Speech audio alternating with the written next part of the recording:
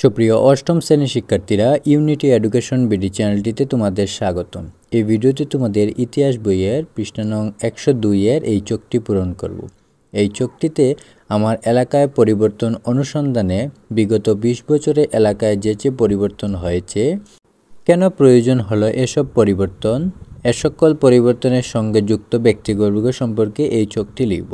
তাহলে চলো শিক্ষার্থীরা, আমরা এই চকটি পূরণ করি। বিগত 20 বছরে এলাকায় যে পরিবর্তন হয়েছে, প্রথমে লিখব রাস্তাঘাট।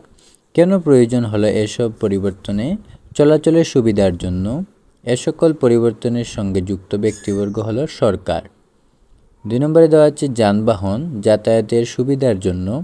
পরিবর্তনের ব্যক্তিবর্গ সরকার ও মন্ত্রী। ঘরবাড়ি, বসবাসের সুবিধার জন্য নিজস্ব লোক। পোশাক, নিজস্ব সাজসজ্জার সুবিধার জন্য সাধারণ মানুষ।